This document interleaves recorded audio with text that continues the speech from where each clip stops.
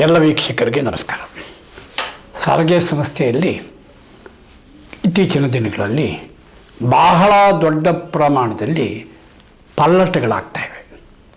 ಶರಣರ ಸಾವು ಮರಣದಲ್ಲಿ ನೋಡು ಅನ್ನೋ ಒಂದು ಮಾತು ಹೇಗಿದೆ, ಹಾಗೆ ನಮ್ಮ ಸಂಸ್ಥೆಯ ಒಬ್ಬ ಅದ್ವಿತೀಯ ನಾಯಕರು ಏನು ಕಳೆದ 50 ವರ್ಷಗಳಿಂದ ಸಾರಿಗೆ ಸಂಸ್ಥೆಯಲ್ಲಿ ಒಂದು ದೊಡ್ಡ ಮಟ್ಟದ ಹೆಸರು ರಾಜ್ಯದಲ್ಲಿ ಇಟ್ಕೊಂಡಿದ್ದರು. ಅಂತಹವರು ಅನಿರೀಕ್ಷಿತವಾಗಿ ಅಥವಾ ಇಚ್ಛಾಮರಣ ಅನ್ನುವ ರೀತಿಯಲ್ಲಿ ಮೊನ್ನೆ 28ನೇ ತಾರೀಕು ತೀರ್ಕೊಂಡಿದ್ದಾರೆ. ನಿಜವಾಗಿ ಹೇಳ್ಬೇಕಂತಂದರೆ ಸಾರಿಗೆ ನೌಕರರು, ವಿಶೇಷವಾಗಿ ನಾನು ಅವ್ರ ಜೊತೆಯಲ್ಲಿ ಭಾಳ ಒಡನಾಟ ಇಟ್ಕೊಂಡಿದ್ದೆ. ಭಾಳ ದೊಡ್ಡ ಪ್ರಮಾಣದ ಚರ್ಚೆ ನಡೀತಿತ್ತು. ಅವ್ರಿಗೂ ನಮಗೂ ಅಭಿಪ್ರಾಯ ಭೇದಗಳಿದ್ದವು, ಭಿನ್ನಾಭಿಪ್ರಾಯಗಳಿದ್ದವು. ಒಟ್ಟಾರೆ ಸಾರಿಗೆ ಸಂಸ್ಥೆಯ ಬಗ್ಗೆ ನಮ್ಮ ಒಂದು ಏನು ಚರ್ಚೆ, ವಾದ ವಿವಾದ, ವಾಗ್ವಾದ ಏನಿತ್ತು ತಾರಕಕ್ಕೆ ಇರುವಷ್ಟು ಮಟ್ಟಿಗೆ ಅವ್ರ ಜೊತೆಯಲ್ಲಿ ನಾನು ಒಡನಾಡಿಯಾಗಿದ್ದೆ. ನಿಜ ಹೇಳ್ಬೇಕಂತಂದರೆ ಆವತ್ತು ನಾನು ಬಹಳ ದೊಡ್ಡ ಪ್ರಮಾಣದಲ್ಲಿ ಶಾಕಾಗಿ, ಆದರೂ ಅವರ ಬಗ್ಗೆ ನನಗೆ ಬಹುಶಃ ಈ ಕಾಲಘಟ್ಟದಲ್ಲಿ ಆ ರೀತಿ ಆಲೋಚನೆ ಮಾಡುವವರನ್ನು ಹೆಸರೇಳಕ್ಕೂ ಇನ್ನೊಬ್ಬರು ಇಲ್ಲ ಅನ್ನುವಂತಹ ದೊಡ್ಡ ಸಾಧನೆ ಅವರು ಸಾವಿನಲ್ಲೇ ತೋರಿಸಿದರು. ಯಾಕೆಂತಂದರೆ ಮೆದುಳನ್ನು ವೈದ್ಯಕೀಯ ಒಂದು ಸಂಶೋಧನೆಗೆ ದಾನ ಕೊಟ್ಟಿದ್ದು, ಕಣ್ಣುಗಳನ್ನು ಇನ್ನೊಬ್ಬರಿಗೆ ದೃಷ್ಟಿ ಕೊಡುವ ಉದ್ದೇಶದಿಂದ ದಾನ ಮಾಡಿದ್ದು, ವೈದ್ಯಕೀಯ ವಿದ್ಯಾರ್ಥಿಗಳ ಸ್ಟಡಿ ಅಂದರೆ ಅಧ್ಯಯನಕ್ಕಾಗಿ ತಮ್ಮ ದೇಹವನ್ನೇ ದಾನ ಮಾಡಿದ್ದು, ನಮ್ಮ ಜೀವಿತದ ಕಾಲಘಟ್ಟದಲ್ಲಿ ಇನ್ನೊಂದು ಉದಾಹರಣೆ ನಾನು ನೋಡಿಲ್ಲ. ಆ ಹಿನ್ನೆಲೆಯಲ್ಲಿ ಅವರ ಆತ್ಮಕ್ಕೆ ಶಾಂತಿ ದೊರೆಯಲಿ ಅಂತ ಹೇಳಿ, ಮತ್ತು ಅವರ ಆದರ್ಶ ನಮ್ಮ ಜೀವನದ ಮತ್ತು ನಮ್ಮ ಕಾಲಘಟ್ಟದ ಎಲ್ಲರ, ವಿಶೇಷವಾಗಿ ಸಾರಿಗೆ ನೌಕರರ ಗುರಿ ಆಗಲಿ ಅನ್ನೋ ಒಂದು ನಿಟ್ಟಿನಲ್ಲಿ ನಾನು ಇವತ್ತು ಕೆಲವು ವಿಚಾರಗಳನ್ನು ನಮ್ಮ ನೌಕರರೊಂದಿಗೆ ಮಾತನಾಡಲಿಕ್ಕೆ ಬಂದಿದ್ದೇನೆ. ಮೊದಲನೇದಾಗಿ ಅವರು ತೀರ್ಕೊಳ್ಳುವ ಗಳಿಗೆ ದಿನ ಎಂಥದಿತ್ತು ಅಂತಂತಂದರೆ, ಬಹುಶಃ 29ನೇ ತಾರೀಕು ಅಂದರೆ ಇನ್ನು ಕೆಲವು ಗಂಟೆಗಳಷ್ಟೇನೆ ಅವರು ಬದುಕಿದ್ದರೆ ಬೆಂಗಳೂರಿನಲ್ಲಿ ಭಾಳ ದೊಡ್ಡ ಪ್ರಮಾಣದಲ್ಲಿ ನೌಕರರ ಆಂದೋಲನ ನಡೀತಿತ್ತು. ಸಾರಿಗೆ ನೌಕರರ ಆಂದೋಲನ ಅಂತಂತಂದರೆ ಅದಕ್ಕೆ ಸುಮಾರು 50 ವರ್ಷದ ಇತಿಹಾಸ ಇದೆ. 50 ವರ್ಷದ ಇತಿಹಾಸ ಇದೆ. ಬಹುಶಃ ಅದು ಫೈನಲ್ ಮ್ಯಾಚ್ ಇದ್ದಾಗೆ. ಆವತ್ತು ಒಂದು ಸರ್ಕಾರ ಮತ್ತು ಮ್ಯಾನೇಜ್ಮೆಂಟ್, ನೌಕರರು ಮತ್ತು ನೌಕರರ ಜಂಟಿ ಕ್ರಿಯಾ ಸಮಿತಿ ನಡುವೆ ಮ್ಯಾಚ್ ನಡೀತಿತ್ತು. ನನಗನ್ನಿಸ್ತದೆ ಆ ಒಂದು ನಂಬಿಕೆ ಇತ್ತು. ಗಾಂಧಿವಾದದಲ್ಲಿ ಅವರೂ ನಂಬಿಕೆ ಇಟ್ಟಿದ್ದ ಹಿನ್ನೆಲೆಯಲ್ಲಿ ಆ ಒಂದು ಚಲೋ, ಬೆಂಗಳೂರು ಚಲೋ ಅನ್ನೋ ಒಂದು ಗಾಂಧಿಗಿರಿ ಸಂಪೂರ್ಣವಾಗಿ ಯಶಸ್ವಿ ಆಗ್ತಿತ್ತು. ಅಂತಹ ಅವಕಾಶ ಅದರ ಹಿಂದಿನ ದಿನವೇ ಇವರ ಒಂದು ಏನದು ಮರಣ ಹೊಂದಿದ್ದ ಹಿನ್ನೆಲೆಯಲ್ಲಿ, ಅದರಲ್ಲೂ ನನಗೆ ವಿಶೇಷ ಕಾಣಿಸೋದೇನು ಅಂದರೆ ಅದು ಒಂದು ಇಚ್ಛಾ ಮರಣ ಅಂತ ಅನ್ನಬೇಕು. ಯಾಕೆಂತಂದರೆ ಹಿಂದೆ ಋಷಿಗಳು, ಸಾಧು ಸಂತರು ತಮ್ಮ ಜೀವನವನ್ನು ಸಂಪೂರ್ಣವಾಗಿ ಯಶಸ್ವಿಯಾಗಿ ಅನುಭವಿಸಿ ಯಾವತ್ತು ತಮಗೆ ಬೇಡ ಅನ್ನಿಸ್ತದೋ ಆವತ್ತು ತಾವಾಗಿ ತಾವೇ ಒಂದು ಗುಹೆ ಅಂತ ಕಡೆ ಸೇರಿ ಲಿಂಗೈಕ್ಯರಾಗಿ ಬಿಡ್ತಿದ್ರು ಅಥವಾ ಇಚ್ಛಾ ಮರಣ ಹೊಂದುತ್ತಿದ್ದರು ಅಂತ ಏನು ನಾವು ಪುರಾಣಗಳಲ್ಲಿ ಕೇಳಿದ್ವಿ, ಅದು ಇವತ್ತು ನಮ್ಮ ಕಣ್ಣು ಮುಂದೆನೇ ನಡೆದಿದೆ. ಏನೇ ಆಗಲಿ, ಅದಾದ ನಂತರ ಆವತ್ತು ನಾವು ಅವರ ಮನೆ ಹತ್ರ ಏನು ಸಾರಿಗೆ ಮಂತ್ರಿಗಳು, ಮುಖ್ಯಮಂತ್ರಿಗಳು, ಆಮೇಲೆ ಕಾರ್ಮಿಕ ಸಚಿವರು, ನಮ್ಮ ಎಲ್ಲ ಅಧಿಕಾರಿಗಳು, ಎಲ್ಲ ನೌಕರರು ಬಂದು ಒಂದು ಆಕ್ರಂದನದ ರೀತಿಯಲ್ಲಿ ಅಲ್ಲಿ ಅಂತಿಮ ನಮನ ಸಲ್ಲಿಸ್ತಾ ಇದ್ದ ಕಾಲಘಟ್ಟದಲ್ಲಿ ನಾನು ಅಲ್ಲಿ ಬೆಳಗಿನಿಂದ ಮಧ್ಯಾಹ್ನದವರೆಗೂ ಅಲ್ಲಿ ಇದ್ದೆ. ಆನಂತರ ಮೊನ್ನೆ ಆ ಬೆಂಗಳೂರಿನ ಟೌನ್ ಹಾಲ್ನಲ್ಲಿ ಅವ್ರಿಗೆ ಒಂದು ಶ್ರದ್ಧಾಂಜಲಿ ಸಭೆ, ಸಂತಾಪ ಸಭೆ ನಡೀತು. ಅಲ್ಲಿ ನಾನು ಸಂಪೂರ್ಣವಾಗಿ ಅವತ್ತೆಲ್ಲ ಇದ್ದೆ. ಕಾರಣ ಇಷ್ಟೇನೆ, ಒಂದು ಅವರ ಜೀವಿತದ ಕೊನೆಯ ಕಾಲಘಟ್ಟದಲ್ಲಿ ಏನು ಒಂದು ಹೋರಾಟವನ್ನು ಸಾರಿಗೆ ಸಂಸ್ಥೆಯಲ್ಲಿ ಆರಂಭ ಮಾಡಿದ ಜಂಟಿ ಕ್ರಿಯಾ ಸಮಿತಿ ಮೂಲಕ, ಏನದು 38 ತಿಂಗಳ ಹಿಂಬಾಕಿ ಬರಬೇಕು ನೌಕರರಿಗೆ ಮತ್ತು ಒಂದು 24ರಿಂದ ಹೊಸ ವೇತನ ಒಪ್ಪಂದ ಆಗಬೇಕು ಅನ್ನೋ ಒಂದು 2 ಪ್ರಮುಖ ಬೇಡಿಕೆಗಳನ್ನು ಇಟ್ಕೊಂಡು ಅವರು ಈ ಒಂದು ಅಗ್ಗಜಗ್ಗಾಟ ಕಳೆದ ಒಂದು ವರ್ಷದಿಂದ, ದಟ್ ಈಸ್ ಪರ್ಟಿಕ್ಯುಲರ್ಲಿ 2024 ಅಕ್ಟೋಬರ್ 9ನೇ ತಾರೀಕಿನಿಂದ ಇದು ಒಂದು ಜಂಗ್ ಶುರು ಆಯಿತು. ವಿಧಾನಸೌಧದಲ್ಲಿ ಅವತ್ತೊಂದು ಮೀಟಿಂಗ್ ನಡೀತು. ಆ ಮೀಟಿಂಗ್ನಲ್ಲಿ ನಾವು ಸಹ ಭಾಳ ಸ್ಪಷ್ಟವಾಗಿ ಒಂದು ಹೇಳಿದ್ವಿ, ಇದು 30 ವರ್ಷದ ಕಗ್ಗಂಟು, ಇವತ್ತಿನ ಸಮಸ್ಯೆ ಅಲ್ಲ. ಇದನ್ನು ಬಿಡಿಸೋದಕ್ಕೆ ಬೇಕಾಗಿರೋದು ಪ್ರಾಮಾಣಿಕತೆ ಮತ್ತು ಕ್ರಿಯಾಶೀಲತೆ ಅಷ್ಟೇ. ಕೊಡುಕೊಳ್ಳುವ ರೀತಿಯಲ್ಲಿ ಟೇಕ್ ಆ್ಯಂಡ್ ಗಿವ್ ಪಾಲಿಸಿ ಇಟ್ಕೊಂಡು ಈ ಸಮಸ್ಯೆಯನ್ನು ಸರ್ವಸಮ್ಮತವಾಗಿ ಬಗೆಹರಿಸಬಹುದೇ ವಿನಃ ಅಗ್ಗಜಗ್ಗಾಟದಿಂದ ಸಾಧ್ಯ ಇಲ್ಲ, ಹಗ್ಗ ಕಿತ್ತೋಗುತ್ತೆ ವಿನಃ ಸಮಸ್ಯೆ ಬಗೆಹರಿಯಲ್ಲ ಅನ್ನೋ ಒಂದು ನಿಲುವು ನಾವು ತಳೆದಿದ್ವಿ. ಅದೇ ರೀತಿ ಆವತ್ತಿನ ವಾತಾವರಣ ಏನೇನೋ ಆಯಿತು. ಅವು ಹವೆವರ್ ಅಲ್ಟಿಮೇಟ್ಲಿ ಅಲ್ಲಿಂದ ಮುಂದಕ್ಕೆ ಏನು ಅಕ್ಟೋಬರ್ 9, 24, ತಿರ್ಗಾನು 25, ಏಪ್ರಿಲ್ 15, ಆಮೇಲೆ ಜುಲೈ 4, ಆಗಸ್ಟ್ 4, ಈ ರೀತಿ 4-6 ಸಭೆಗಳು ಮಂತ್ರಿಗಳು ಮುಖ್ಯಮಂತ್ರಿಗಳ ಜೊತೆಲೆಲ್ಲ ನಡೀತು. ಕೊನೆಗೆ 26 ನವೆಂಬರಲ್ಲಿ ವಿಧಾನಸೌಧದಲ್ಲಿ ಮುಖ್ಯಮಂತ್ರಿ ಜೊತೆಯಲ್ಲಿ ನಡೆದ ಸಭೆ ಸಂದರ್ಭದಲ್ಲಿ ಸಾರಿಗೆ ಸಚಿವರು ಭಾಳ ಆತ್ಮವಿಶ್ವಾಸದಿಂದ ಈಗ ನೆಕ್ಸ್ಟು ನನ್ನ ನೇತೃತ್ವದಲ್ಲಿ ಸಭೆ ಮಾಡಿ ಈ ಒಂದು ಸಮಸ್ಯೆಗೆ ಒಂದು ಪರಿಹಾರ ಮಾಡ್ತೇವೆ ಅಂತ ಹೇಳಿದ್ರು. ಆ ಕಾರಣಕ್ಕಾಗಿ ಏನು ನವಂಬರು 26, 25ನೇ ಇಸ್ವಿ ಏನು ಸಭೆ ಮುಂದಕ್ಕೆ ಹೋಯಿತು, ಅದು ಇದು ಡಿಸೆಂಬರ್ 5 ಮತ್ತು 6ಕ್ಕೆ ಹೋಯಿತು. 5ನೇ ತಾರೀಕು ನಮ್ಮ ಜೊತೆಯಲ್ಲಿ, 6ನೇ ತಾರೀಕು ಜಂಟಿ ಕ್ರಿಯಾ ಸಮಿತಿ ಜೊತೆಯಲ್ಲಿ ಸಭೆ ನಡೆಸಿದರು. ಆ ಸಭೆ ನಡೆಸಿದ ಸಭೆ ತೀರ್ಮಾನ ಏರ್ಪಾಟಾಯಿತು.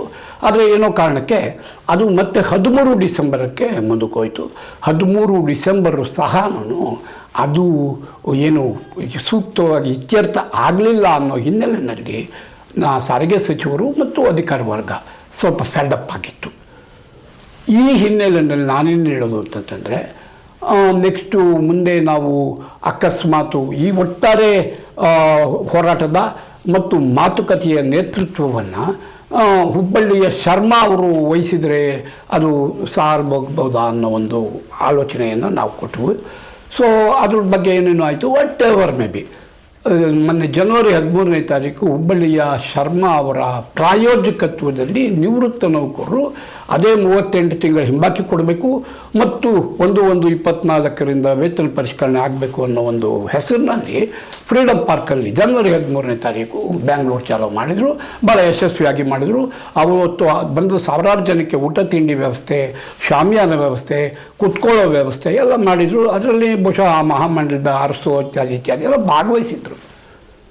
ಆ ಹಿನ್ನೆಲೆಯಲ್ಲಿ ಮತ್ತೆ ಒಂದು ಅದೇ ರೀತಿಯ ಸಭೆಯನ್ನು 29ನೇ ತಾರೀಕಿಗೆ ಜಂಟಿ ಕ್ರಿಯಾ ಸಮಿತಿಯವರು ಅನೌನ್ಸ್ ಮಾಡಿದರು.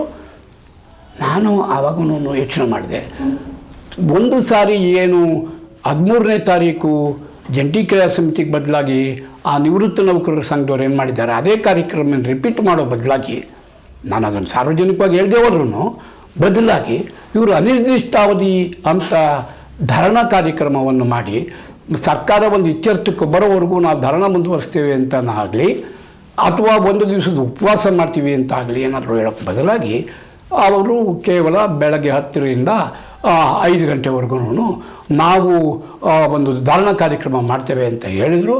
ಬಟ್ ಅದಕ್ಕೆ ಸರ್ಕಾರ ಬೇಕೋ ಬೇಡವೋ 29ನೇ ತಾರೀಕು ಧರಣಿ ಬೆಂಗಳೂರು ಚಲೋ ಮಾಡಲಿಕ್ಕೆ ಅದಕ್ಕೆ ಅನುಮತಿ ಕೊಡಲಿಲ್ಲ. ಬೇಕಾದಷ್ಟು ಅಡ್ಡಿ ಆತಂಕಗಳು ಬಂದವು.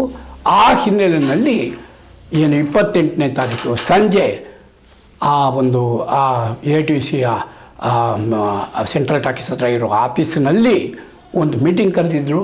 ಆ ಮೀಟಿಂಗಿಗೆ ಹೋಗುವ ಮುನ್ನ ಅವರು ಏನು ಲಿಂಗೈಕ್ಯ ಅಂತೀರಾ ಅಥವಾ ತೀರ್ಕೊಂಡ್ರು ಅಂತೀರಾ, ಹೃದಯಾಘಾತ ಅಂತೀರಾ, ಆಮೇಲೆ ಅಥವಾ ಅದೇನದು ತಾವಾಗಿ ಇಚ್ಛಾಮರಣ ಆಯಿತು ಅಂತಾರ, ಏನಾಗ್ತಾರೋ ಏನೇ ಆಗಲಿ, ಅವರು ಇರಬೇಕಾಗಿತ್ತು, ಈ ಹೋರಾಟವನ್ನು ಮುಂದುವರಿಸಬೇಕಾಗಿತ್ತು. ಇದು ಒಂದು ಪಾರ್ಟು. ಎರಡನೇ ಪಾರ್ಟ್ ಏನು ಅವರು ತೀರ್ಕೊಂಡು ಅದೊಂದು ಸಾರ್ಥಕ ತೀರ್ಮಾನ ಆದ ನಂತರ ಅವರ ಕಡೆಯ ಮಿಕ್ಕವರು ಅಂದರೆ ಅವರ ಮಗಳಿರ್ಬೋದು, ಆ ಸಂಘದ ಸೆಕ್ರೆಟ್ರಿ ಇರ್ಬೋದು ಇತ್ಯಾದಿಗಳು ಇಮ್ಮಿಡಿಯೇಟಾಗಿ ಹಿಂದೆ ಮುಂದೆ ನೋಡದೆ 29ನೇ ತಾರೀಕಿನ ಕಾರ್ಯಕ್ರಮವನ್ನು 19ನೇ ತಾರೀಕಿಗೆ ಫಿಕ್ಸ್ ಮಾಡಿಬಿಟ್ರು. ನಾಳೆ ಫೆಬ್ರವರಿ 19ಕ್ಕೆ ಮಾಡಿಬಿಟ್ಟಿದ್ದಾರೆ. ಈಗ ಅನೌನ್ಸ್ ಮಾಡಿಬಿಟ್ಟಿದ್ದಾರೆ.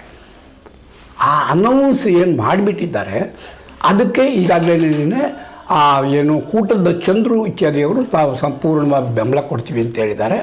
ಹಾಗಾಗಿ ಕೂಟದ ಚಂದ್ರು ಮತ್ತು ಜಂಟಿ ಕ್ರಿಯಾ ಸಮಿತಿಯ ಉಳಿದ ಎಲ್ಲ ನಾಯಕರಿಗೂ ನಾನು ಅಭಿನಂದಿಸ್ತೇನೆ. ಆವತ್ತು ಕಾರ್ಯಕ್ರಮ ಯಶಸ್ವಿ ಆಗಲಿ ಅಂತ ನಾನು ದೇವರಲ್ಲಿ ಪ್ರಾರ್ಥಿಸ್ತೇನೆ. ಆದರೆ ಪ್ರಶ್ನೆ ಏನಪ್ಪ ಅಂದರೆ, ಒಂದು ವೇಳೆ ಬೆಳಗ್ಗೆ 10 ಗಂಟೆಯಿಂದ ಸಂಜೆ 5 ಗಂಟೆವರೆಗೂ ಧರಣಿ ಆಯಿತು. ಧರಣಿಗೆ ಪ್ರತಿಕ್ರಿಯೆಯಾಗಿ ಸರ್ಕಾರದವರು ಯಾರಾದರೂ ಬಂದು ಅನೌನ್ಸ್ ಮಾಡಿ ಈ ಸಮಸ್ಯೆ ಇತ್ಯರ್ಥ ಮಾಡಿದರೆ ಅದ್ರ ಬಗ್ಗೆ ನಮ್ಮದೇನು ಭಿನ್ನಾಭಿಪ್ರಾಯ ಇಲ್ಲ. ಅಕಸ್ಮಾತು ಅದು ಆಗಲಿಲ್ಲ, 19ನೇ ತಾರೀಕು ಅನ್ನೋದು ಬೆಳಗಿನಿಂದ ಸಂಜೆವರೆಗೂ ಮುಗಿದೋಯ್ತು, ವಾಟ್ ಈಸ್ ದಿ ನೆಕ್ಸ್ಟ್ ಈ ಪ್ರಶ್ನೆ ಬರ್ತದೆ. ನಾನು ಮೊನ್ನೆಯಿಂದ ಅದು ಕೂಗು ಅಂತ ಯಾವುದೋ ಒಂದು ಚಾನಲ್ ಇದೆ. ಆ ಕೂಗು ಚಾನಲ್ನಲ್ಲಿ ನಾನು ಫಾಲೋಅಪ್ ಮಾಡ್ತಿದ್ದೇನೆ. ಅಲ್ಲಿ ಹೇಳ್ತಾರೆ 19ನೇ ತಾರೀಕು ಇತ್ಯರ್ಥ ಆದರೆ ಸರಿ, ಹಿಡಿದ್ರೆ ಉಗ್ರ ಮತ್ತು ಉಗ್ರ ಅಂತ ಯಾರೋ ಒಬ್ಬರು ಆ ದಾಡಿ ಬಿಟ್ಕೊಂಡು ಹೇಳ್ತಿರ್ತಾರೆ. ಮತ್ತು ಅವ್ರ ಮಗಳು ಸಹ ಒಂದು 2-3 ಮಾತು ಕೇಳಿದೆ. ಆ ಮೈಸೂರಿನಲ್ಲೆಲ್ಲ ಆಕೆ ಮಾತಾಡ್ತೋ ಆ ಹಿಂದಿನ 90ನೇ ಇಸ್ವಿಯ ಹೋರಾಟಗಳು ಹೇಗೆ ಇತ್ತು, ಏನು ಆ ಹೋರಾಟಗಳು, ಆ ಥ್ರಿಲ್ಲು ಅಂತ ಹಾಗೆ ಹೀಗೆ ಅಂತ ಹೇಳ್ತಾರೆ. ಅಂದರೆ ಜನರಿಗೆ ತೊಂದರೆ ಕೊಟ್ಟು ಸಾರಿಗೆ ಸಂಸ್ಥೆಯನ್ನು ತಡೆದು ಆ ಥ್ರಿಲ್ ಅನುಭವಿಸುವಂತಹದ್ದು ಬೇಡ. ದಯವಿಟ್ಟು ನಿಜ ಹೇಳಬೇಕು ಅಂತಂತಂದರೆ ಸರ್ಕಾರ ಆಯ್ಕೆ ಆಗಿರೋದು ನಮ್ಮಿಂದಾನೇ.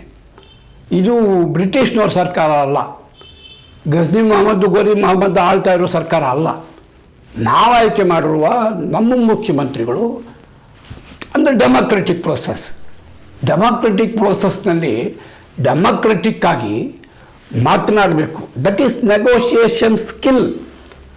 ಸಿದ್ದರಾಮಯ್ಯನವರು ಆಕಾಶದಿಂದ ಬಂದವರೇನಲ್ಲ, ಅವರು ಕೆಲವು ಪ್ರಶ್ನೆಗಳನ್ನ ಎತ್ತಿದ್ದಾರೆ. ಆ ಪ್ರಶ್ನೆಗಳಿಗೆ ಸಮರ್ಪಕವಾದ ವಿವರಣೆ ಕೊಡಬೇಕಾದ್ದು ಜವಾಬ್ದಾರಿ. ಮತ್ತು ಇವರು ಕೆಲವು ಬೇಡಿಕೆಗಳನ್ನ ಇಟ್ಟಿದ್ದಾರೆ. ಆ ಬೇಡಿಕೆಗಳನ್ನು ಈಡೇರಿಸಬೇಕಾದ್ದು ಸರ್ಕಾರದ ಜವಾಬ್ದಾರಿ. ಯಾವುದೇ ಕಾರಣಕ್ಕೂ ಆಡಳಿತ ವರ್ಗ ಅಥವಾ ಸರ್ಕಾರ ಕೊಡೋಕ್ಕೆ ಆಗೋದಿಲ್ಲ ಅಂತ ಹೇಳಲಿಕ್ಕೆ ಆಗೋದೇ ಇಲ್ಲ. ಅವ್ರದ್ದು ಅದು ಜವಾಬ್ದಾರಿ, ಅದು ಹೊಣೆಗಾರಿಕೆ. ಆ ಹೊಣೆಗಾರಿಕೆಯನ್ನು ಅವ್ರು ನಿರ್ವಹಿಸಲೇಬೇಕು. ಈ ಹಿನ್ನೆಲೆಯಲ್ಲಿ ಮತ್ತೆ ಮುಷ್ಕರ ಮಾಡ್ತೀವಿ, ಉಗ್ರ ಹೋರಾಟ ಮಾಡ್ತೀವಿ, ಈ ಭಾಷೆ ಸರಿಯಲ್ಲ. ನಾನು ಹೇಳ್ತೇನೆ, ಅಕಸ್ಮಾತ್ ನಾಳೆ 19ನೇ ತಾರೀಕು ಇವರ ಬೆಂಗಳೂರು ಚಲೋ ಕಾರ್ಯಕ್ರಮಕ್ಕೆ ಮಣಿದು ಸರ್ಕಾರ ಮತ್ತೆ ಮುಖ್ಯಮಂತ್ರಿಗಳ ನೇತೃತ್ವ ಅಥವಾ ಸಾರಿಗೆ ಮಂತ್ರಿಗಳ ನೇತೃತ್ವದಲ್ಲಿ ಮತ್ತೆ ಸಭೆ ಕರೆದಾಗ ಆಗಲೂ ಅನಂತ್ ಸುಬ್ರಾವ್ ಏನು ನಿಲುವು ತಳೆದಿದ್ರು ಆ ರೀತಿ ಅದು ಆಗಲೇಬೇಕು, ಹಿಡಿಯೋದು ಎದ್ದು ಹೋಗ್ತೇವೆ ಅನ್ನೋದೇ ಮಾಡೋದಾದರೆ ಪ್ರಯೋಜನ ಏನು? ಅದಕ್ಕಾಗಿ ನಾನು ಹೇಳೋದು, ಯಾವತ್ತೂ ನೆಗೋಸಿಯೇಷನ್ ಸ್ಕಿಲ್ ಬಳಸಿ. ಉದಾಹರಣೆಗೆ ಅವ್ರು 14 ತಿಂಗಳು ಕೊಡ್ತಾರೆ, 24 ತಿಂಗಳು ಕೊಡಿ ಅಂತ ಕೇಳ್ಬೋದಾಗಿತ್ತು. ಬೇಡ 38 ತಿಂಗಳು ಬದಲು 32 ತಿಂಗಳು ಕೊಡಿ ಅಂತ ಕೇಳ್ಬೋದಾಗಿತ್ತು. ಇಲ್ಲ ಅದನ್ನು ಇಷ್ಟು ಬೇಡ ಇಷ್ಟು ಕೊಡಿ ಅಂತ ಮಾತಾಡೋದು, ಕನ್ವಿನ್ಸ್ ಮಾಡೋದೇ ಪ್ರಜಾಪ್ರಭುತ್ವದ ಮೂಲ ಲಕ್ಷಣ. ಒಂದು, ಮಾತನಾಡುವಾಗ ಒಟ್ಟಭಿಪ್ರಾಯಕ್ಕೆ ಒಪ್ಪಿಸುವ ಸ್ಕಿಲ್, ಶಕ್ತಿ, ಒಂದು ಮಾತಿನ ಓಘ ಇದನ್ನು ಬಳಸಬೇಕು. ಒಂದು ವೇಳೆ ಒಟ್ಟಭಿಪ್ರಾಯಕ್ಕೆ ಆಗದಿದ್ದರೆ ಬಹುಮತಾಭಿಪ್ರಾಯಕ್ಕಾದರೂ ಬಗ್ಗಬೇಕು. ನಾವು ಬಹುಮತಾಭಿಪ್ರಾಯಕ್ಕೂ ಬಗ್ಗೋದಿಲ್ಲ, ಒಟ್ಟಭಿಪ್ರಾಯನೂ ನಾವು ತರಿಸೋದಿಲ್ಲ. ನಾವು ಹೇಳಿದ್ದೇ ಆಗಬೇಕು ಅನ್ನೋದಾದರೆ ಅದನ್ನು ಈಗ ಹೇಳ್ತೀನಿ, ಸರ್ವಾಧಿಕಾರ ಅಂತ. ಅದನ್ನು ಇನ್ನೂ ರೀತಿ ಹೇಳೋಕ್ಕೋದ್ರೆ ನಾನು ಆಗಲೇಬೇಕು ನೋಡೋಣ ಅನ್ನೋದು ಅಹಂ. ಆ ಕಾರಣಕ್ಕಾಗಿ ಕಳೆದ 1996ರಿಂದ 2026ರವರೆಗೂ ಒಂದೇ ಒಂದು ಸೆಟಲ್ಮೆಂಟ್ ಅಗ್ರಿಮೆಂಟ್ MOU ಸೈನ್ ಹಾಕೋಕ್ಕಾಗಲಿಲ್ಲ. ಇದು ಆಗಬಾರ್ದು. ಟ್ರೇಡ್ ಯೂನಿಯನ್ ನಾಯಕತ್ವ ಅಂದರೆ ಹೇಗಿರುತ್ತೆ ಅನ್ನೋದಕ್ಕೊಂದು ಸಣ್ಣ ಉದಾಹರಣೆ ಹೇಳ್ತೀನಿ ಕೇಳಿ. ಹಿಂದೆ 57ನೇ ಇಸ್ವಿಯಿಂದ 84ನೇ ಇಸ್ವಿವರೆಗೂ ಯಾವುದೇ ಚಳುವಳಿ, ಯಾವುದೇ ಹೋರಾಟ, ಯಾವುದೇ ಕೂಗಾಟ, ಧಿಕ್ಕಾರ ಏನೂ ಇಲ್ಲದೇನೆ 10 ಅಗ್ರಿಮೆಂಟ್ಗಳಾದವು. ಪ್ರತಿ 3 ವರ್ಷಕ್ಕೆ, ಆವಾಗ 3 ವರ್ಷಕ್ಕೊಂದು ಸಾರಿ ಆಗ್ತಿತ್ತು. 10 ಅಗ್ರಿಮೆಂಟ್ಗಳು ಒಂದೇ ದಿವಸಕ್ಕೆ ಮಾತಾಡಿ ಚಾರ್ಟರ್ ಆಫ್ ಡಿಮ್ಯಾಂಡ್ ಕೊಟ್ಬಿಟ್ಟು ಅಲ್ಲೇ ತೀರ್ಮಾನ ಆಗಿದ್ದಲ್ಲ. 4 ದಿವಸ 4 ಸಿಟ್ಟಿಂಗ್ಗಳಲ್ಲಿ ಚರ್ಚೆ ಮಾಡಿ ಅವರು 10-15-20 ಬೇಡಿಕೆಗಳಿಟ್ಟಿರೋರು. ಒಂದೊಂದು ಬೇಡಿಕೆ ಮೇಲೂ ಅನಲೈಸ್ ಮಾಡಿ ಅದನ್ನು ಸಾರ್ಟ್ ಔಟ್ ಮಾಡಿ ಫೈನಲಿ ಒಂದು ಅಗ್ರಿಮೆಂಟ್ಗಳು ಬರೋರು. ಇಂಥ ಅಗ್ರಿಮೆಂಟ್ಗಳು 57ರಿಂದ 84ವರೆಗೂ ಆಗಿದ್ದ ಅಗ್ರಿಮೆಂಟ್ ಕಾಪಿಗಳು ನನ್ನ ಹತ್ರ ಇದೆ, ಓದಿದ್ದೀನಿ ನಾನು. ಅವಾಗ ಪ್ರಮಾಣ ಕಡಿಮೆ ಇರ್ಬೋದು, ಆದರೆ ಸರ್ಕಾರಿ ನೌಕರರಿಗಿನ್ನ ಹೆಚ್ಚಿನ ವೇತನ, ಹೆಚ್ಚಿನ ಸವಲತ್ತುಗಳು ಎಲ್ಲ ನಮಗಿರ್ತಿತ್ತು. 89ರಲ್ಲಿ MS ಕೃಷ್ಣನ್ ಮತ್ತು ಮುಕುಂದರಾವ್ ಇತ್ಯಾದಿ ಅವರ ನೇತೃತ್ವದಲ್ಲಿ ಒಂದು ಅಗ್ರಿಮೆಂಟ್ ಆಯಿತು. ಅದು 88ಕ್ಕೆ ಆಗಬೇಕಾಗಿದ್ದ ಅಗ್ರಿಮೆಂಟ್. ಅದು 88ಕ್ಕೆ ಆಗಿದ್ದ ಅಗ್ರಿಮೆಂಟ್ 1 ವರ್ಷ ಲೇಟ್ ಆಗಿದ್ದ ಹಿನ್ನೆಲೆಯಲ್ಲಿ 3 ಇನ್ಸ್ಟಾಲ್ಮೆಂಟ್ನಲ್ಲಿ ಮ್ಯಾನೇಜ್ಮೆಂಟ್ನವರು ವರ್ಕರ್ಸ್ಗೆ ಹಿಂಬಾಕಿ ಕೊಟ್ಟರು. ಅದೇ ರೀತಿ ಈಗಲೂ ಆಯಿತು, ಹಿಂಬಾಕಿಯನ್ನು ಇನ್ಸ್ಟಾಲ್ಮೆಂಟ್ ಮೇಲೆ ಆಮೇಲೆ ಕೊಡಿ, ವೇತನ ಹೆಚ್ಚಳ ನಿಮ್ಮದು ಏನು ಉದಾಹರಣೆಗೆ ಇಷ್ಟು % ಕೊಡೋಕ್ಕಾಗಿದ್ದು ಇಷ್ಟು % ಈ ಸಾರಿ ಕೊಡಿ, 28ಕ್ಕೆ ಮತ್ತೆ ಇನ್ನೊಂದು ಮಾಡೋಣ.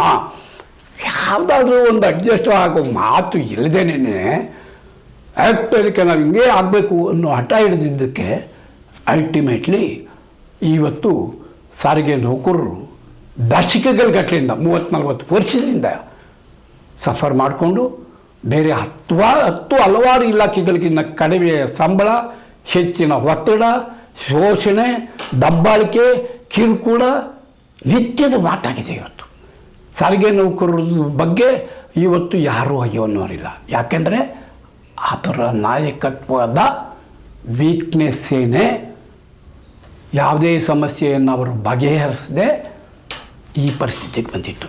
ನಾನು ಅವ್ರ ಬಗ್ಗೆ ಈಗಲೂ ನಿಷ್ಠುರವಾಗಿ ಮಾತಾಡೋಕ್ಕೆ ಇಷ್ಟ ಬೀಳಲ್ಲ. ಆದ್ರೂ ಒಂದು ಸಂಪಂಗಿ ಮತ್ತು ಶ್ರೀಕಂಠಯ್ಯ ಅವರ ಕಾಲಘಟ್ಟದಲ್ಲಿ ಬೇಕೋ ಬೇಡವೋ ಇಡೀ ಸಂಸ್ಥೆಯ ಅಧಿಕಾರಿಗಳನ್ನು, ಆಡಳಿತವನ್ನು ಟ್ರೇಡ್ ಯೂನಿಯನ್ ಲೀಡರ್ಗಳು ಇನ್ವಾಲ್ವ್ ಆಗಿ ನಡೆಸ್ತಿದ್ರು. ಯಾವುದೇ ಒಬ್ಬ ಸಸ್ಪೆನ್ಷನ್ ಆದರೆ, ಯಾವನಿಗೋ ಒಬ್ಬ ದೊಡ್ಡ ಕೇಸ್ ಆದರೆ ಇವರು ಒಂದು ಫೋನ್ನಲ್ಲಿ ಹೇಳಿ DC ಗಳು ಅಂದರೆ ಆವಾಗ DGM ಅಂತ ಕರಿತಿದ್ರು ಅವ್ರನ್ನ, ಅವ್ರಿಗೆ ಇನ್ಸ್ಟ್ರಕ್ಷನ್ ಕೊಟ್ಟು ಹಿಂಗೆ ಮಾಡು ಅಂತ ಹೇಳ್ತಿದ್ರು. ಅಂತಹ ಕಾಲಘಟ್ಟದಿಂದ ಇವತ್ತು ಒಬ್ಬೊಬ್ಬ ಡಿಪೋ ಮ್ಯಾನೇಜರು ಬಕ್ಕಾಸುರು ಆಗುವಂತಹ ಪರಿಸ್ಥಿತಿ ನಿರ್ಮಾಣ ಆಗೋದಕ್ಕೆ ಆಡಳಿತ ವರ್ಗಕ್ಕಿಂತಲೂ ಹೆಚ್ಚಾಗಿ ನಮ್ಮ ಟ್ರೇಡ್ ಯೂನಿಯನ್ಗಳ ವೈಫಲ್ಯ. ಡಜನ್ಗಟ್ಟಲೆ ಯೂನಿಯನ್ಗಳು ಮಾಡ್ಕೊಂಡಿದ್ದೀರಿ, ಯಾವುದೂ ಕ್ರಿಯೇಟಿವ್ ಆಗಿಲ್ಲ, ಯಾವುದೂ ನೌಕರರು ಪರವಾಗಿಲ್ಲ. ಅದು ಇಲ್ಲಿನ ದುರಂತ. ಹಾಗಾಗಬಾರ್ದು ಅನ್ನೋ ಕಾರಣಕ್ಕೆ ಇವತ್ತಾದ್ರೂ ಇನ್ನು ಮುಂದೆ ಆದ್ರೂ ಸಾರಿಗೆ ಸಂಸ್ಥೆಯಲ್ಲಿ ಟ್ರೇಡ್ ಯೂನಿಯನಿಸಮು ಟ್ರೇಡಿಂಗ್ ಯೂನಿಯನ್ಗಳಾಗಬಾರ್ದು ಅನ್ನೋ ಕಾರಣಕ್ಕಾಗಿ ಇವತ್ತು ಇಷ್ಟು ಮಾತಾಡ್ತಿದ್ದೇನೆ. ಕ್ಷಮಿಸಿ, ಅವರ ಆತ್ಮಕ್ಕೆ ಶಾಂತಿ ಸಿಗಲಿ. ಅವರ ಸಾಫಲ್ಯತೆ ಅಥವಾ ವೈಫಲ್ಯತೆಯ ಬೇಕಿನಲ್ಲಿ ಇನ್ನು ಮುಂದೆ ನಾವು ಸರಿಯಾದ ಒಂದು ಕಾರ್ಮಿಕ ರಾಜಕಾರಣ ಮಾಡೋಣ ಅಂತ ಹೇಳ್ತು ನನ್ನ ಮಾತು ಮುಗಿಸ್ತೇನೆ. ನಮಸ್ಕಾರ.